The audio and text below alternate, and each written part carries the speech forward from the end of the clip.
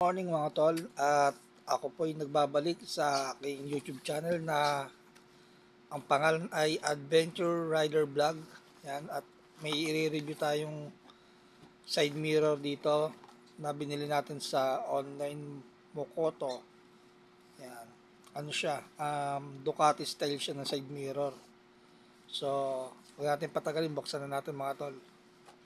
Siya nga pala, nabili ko lang ito sa halagang 200 plus, mga ganun, 220, mga ganun.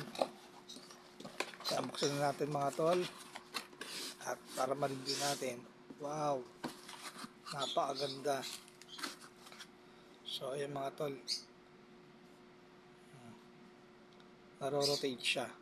Yan, pwede siya i-rotate. Tapos, ito yung adjustment niya. Pag nakakabit siya, ganyan. Yan, nakakabit siya. Ba, quality rin siya mga tol, ha. Tsaka legit, mura. Wala siyang grado. Ano yung mga nakalagay sa kanya. Check natin yung mga kasama niya. So, ito yung kapartner niya. Yan. Halagang 220.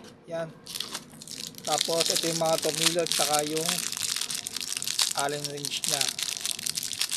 So, meron tayo rito tatlong allen bolt at meron siyang kasamang pang-lock. Yan mga tol. So, ikakabit natin to sa ating KTV 150 Adventure Scooter. So, tatlong tornilyo at saka allen wrench lang, tsaka dalawang lock lang kasama niya. So, mga tol, quality. Napakaganda.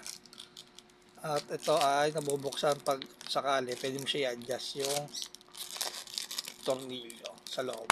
Ayan.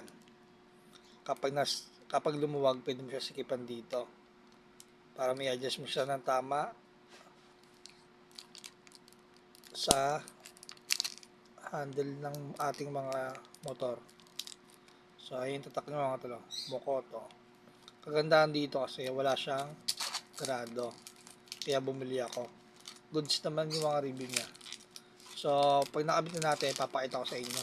So, hanggang dito na lang, at sana huwag nyo kalimutan mag-subscribe sa aking YouTube channel na Adventure Riders Vlog. Salamat!